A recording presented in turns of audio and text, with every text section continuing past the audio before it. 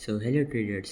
अभी हमने एक बीटीसी में ट्रेड लिया था, तो मैं आपको सिंपली इसका लॉजिक समझाता हूँ। तो चलते हैं हम सबसे पहले डेली टाइम फ्रेम पर। तो डेली टाइम फ्रेम पे अगर देखोगे, बीटीसी एक सपोर्ट लेवल पे था। मैं आपको दूसरे चार्ट पे दिखाता हूँ। तो अगर आप देखोगे तो बीटीसी सिंपली एक सपोर्ट लेवल पे था। सपोर्ट कैसे देखो, पहले रेजिस्टेंस रेजिस्टेंस रेजिस्टेंस, और अब जब इसका ब्रेकआउट दे दिया तो रेजिस्टेंस बिकम सपोर्ट। तो प्राइस सिंपली इस पर रिटेस्ट करने आया और यहाँ से सिंपली रिजेक्शन ले रहा था। और अगर आप 1 डे टाइम फ्रेम पे फिबोनाची का यूज़ करोगे लो टू हाई, तो ये सिंपली एक फिबोनाची का लेवल था। फिबोनाची का लेवल था, ठीक है। तो अब हम अपना आगे का 4 आवर पे चलते हैं। अब 4 आवर पे अगर आप जाओगे तो मार्केट ने अपना स्ट्रक्चर शिफ्ट दिया है। स्ट्रक्चर शिफ्ट कैसे दिया मार्केट ने, देखो मार्केट बनाई थी simply lower low, lower high, lower low, lower high, lower लो, ठीक है।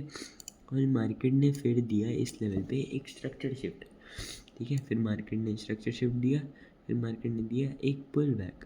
पुल बैक के बाद मार्केट, हमारा बायस क्या होगा यहाँ पे, बाइंग का, ठीक है। हमारा बायस होगा यहाँ पे बाइंग का। मार्केट सिंपली देखो हायर हाई, देखो higher high, higher low, higher high, change of character, pull back, lower low, change of character, pull back. तो हमारे ये लो है और ये हाई है, ठीक है। तो हम फिबोनाची कैसे लगाते हैं, एक अप ट्रेंड में लो टू हाई। देखो अब हमारा लो निकल के आ गया था, यहाँ पे मार्केट ने वापस स्ट्रक्चर शिफ्ट दिया है, तो हमारा ये लो है। तो हम फिबोनाची कैसे लगाते हैं, simply low to high. Almost एक फिबोनाची का लेवल था, नहीं तो प्राइस ने एक एफवीजी लेवल में टैप कर लिया था। एक एफवीजी लेवल आपको दिख रहा होगा, ठीक है। तो अब हम चलते सिंपली 1 आवर टाइम फ्रेम पे। अब 1 आवर टाइम फ्रेम पे अगर आप जाओगे, तो अगर आपको स्ट्रक्चर की थोड़ी क्लियरिटी नहीं है तो मैं एक बार 1 आवर टाइम फ्रेम पे समझा, तो देखो lower low, lower high, lower low, lower high, lower low, structure shift, higher high, pull back. तो हमने पुल बैक पे हमारा बाइंग का था, देखो यहाँ पे, और एक 1 आवर का ऑर्डर ब्लॉक भी था। तो ये हमारे लिए एक बाइंग का लेवल था, ठीक है। तो ये हमारा एक बाइंग का लेवल निकल के आ गया था। इसके बाद हम गए सिंपली 15, पहले 5 और 15 मिनट टाइम फ्रेम पे। अगर आप 5 मिनट टाइम फ्रेम पे जाओगे तो यहाँ पे आप मार्केट को देखोगे कि market lower lows and lower highs बना रहा था। देखो हम 5 मिनट टाइम फ्रेम पे आ गए, देखो मार्केट यहाँ पे सिंपली बना रहा था lower lows and lower high. देखो lower low, lower high, lower low, lower high, lower low. तो मार्केट का सिंपली ये हाई है। मार्केट ने जैसे ही इसे ब्रेकआउट दिया, हमने सिंपली पुल बैक का वेट किया। पुल बैक कहाँ तक, देखो हम फिबोनाची कैसे यूज़ करते हैं, लो टू हाई। तो हमने सिंपली लो टू हाई का लेवल मार्क किया, ठीक है। और फिबोनाची से हम थोड़ा ऊपर मार्क करते हैं, और हमने सिंपली इस ऑर्डर ब्लॉक को भी मार्क कर लिया, और ये भी ऑर्डर ब्लॉक था। तो मार्केट ने सिंपली इस लेवल पर टैप किया। अगर आप 15 मिनट पर भी देखोगे तो ये देखो प्राइस ने यहाँ पे टैप किया और सिंपली एक बुलिश कैंडल फॉर्म करी। हमारी एंट्री इस टाइम इस पे 15 मिनट पे थी, क्योंकि ये एक 4 आवर का लेवल था, ठीक है। देखो अब जैसी मार्केट हम 15 मिनट पे भी अगर दिखा देते, lower low, lower high, lower low, lower high, lower लो, यहाँ पे थोड़ा क्लियर स्ट्रक्चर है, तो आप यहाँ पे देखोगे तो बेटर रहेगा। यहाँ पे structure shift, pull back, bullish candle. देखो अगर आप देखोगे मार्केट ने यहाँ पे एक हैमर कैंडल बनाई है। हैमर कैंडल बनाई, जैसे ही उसका हाई क्रॉस हुआ, हमने सिंपली यहाँ पे एंट्री ली, और हमारा टारगेट सोचो कहाँ होगा। पहले एस एल बताता हूँ, क्योंकि एस एल हमारे हाथ में, टारगेट मार्केट के हाथ में। देखो वैसे यहाँ पे निकल गया था, बट मार्केट अभी भी ऊपर जाया जा रहा है। तो टारगेट मार्केट के हाथ में, हमने एस एल का लगाया था प्रीवियस स्विंग के नीचे, क्योंकि देखो मार्केट अभी तो यहाँ से एफ से जा रहा है, पर हो सकता था कि मार्केट ऑर्डर ब्लॉक से जाए। तो अगर मार्केट कहीं से भी जाए, अगर मार्केट बिना इस स्विंग को ब्रेक करे ऊपर जाएगा तो हमारा टीपी हीट होएगा, ठीक है। लेकिन अगर मार्केट को नीचे जाना है, मार्केट ऐसे ट्रैप करके हो सकता था नीचे चली जाए, बट जब तक मार्केट इस लेवल के ऊपर है, मेरा एस एल नहीं हिट होगा। तो हमारा एस एल होना चाहिए सिंपली इस लेवल पे, और हमारा टारगेट का होना चाहिए, टारगेट मैं आपको एक बार बता देता हूँ।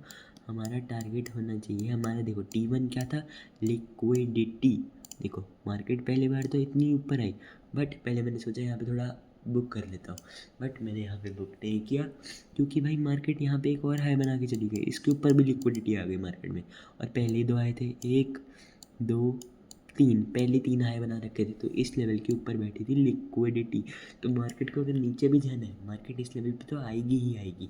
तो मार्केट जैसी ही, अब देखो मार्केट को एकदम मार्केट जैसे अब 15 मिनट के पुल बैक भी थी, बहुत लोग डर जाते हैं, बट भाई आपके फेवर में इतना बड़ा मूव आया है तो एक छोटा सा पुल बैक तो एक नॉर्मल सी बात है। अब देखो मार्केट फिबोनाची लेवल पे आई और साथ में एक एफईजी लेवल पे भी टैप करी। मार्केट ने जैसे ही एक बुलिश कैंडल फॉर्म करी, मार्केट वापस ऊपर जाना शुरू हो गई। तो हमारा T1 था ये, यहाँ पे मैंने 80% क्वान्टिटी बुक कर दी थी, क्योंकि यहाँ पे मेरा फंडेड अकाउंट पास हो गया था स्टेप 2, ठीक है। और मेरा T2 था ये हाई, और मैंने टारगेट 2 पे एग्ज़िट कर दिया ट्रेड। मैं आपको अपनी एंट्रीज़ और टारगेट दिखाता हूँ। मेरा एग्ज़िट था यहाँ पे 1:3 का ट्रेड था ये। देखो 1000 पॉइंट कैप्चर किए, एसएल भी हमारा 350 पॉइंट का था। अब देखो ये फट रहा है अभी भी बीटीसी। तो होपफुली आप ट्रेड का लॉजिक तो समझ ही गए होंगे, ठीक है। अब मैं आपको अपनी एंट्रीज दिखाता हूँ। सबसे पहले आप ये देखो, मैंने सबसे पहले भेज दिया था 11 बजे, any pull back can be an buying opportunity, ठीक है। तो ये हमारी एंट्री थी। अब मैं आपको दिखाता हूँ फंडेड अकाउंट वाले पे। देखो ये थी हमारी एंट्री, फिर ट्रेड थोड़ा फेवर में गया, ट्रेड और फेवर में गया, एसएल ब्रेक इवन कर दिया था हमने अराउंड 1:1 पे, और हाँ एसएल ब्रेक इवन कर दिया। उसके बाद ट्रेड और फेवर में गया तो हमने फिर से शेयर कर दिया था। देखो step 2 past 90% book on breakout. कौन से ब्रेकआउट की बात कर रहे हैं हम?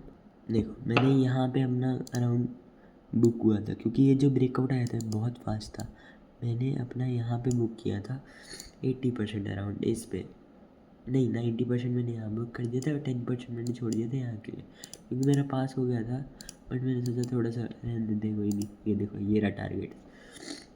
तो होपफुली आप ट्रेड का लॉजिक समझ गए होंगे।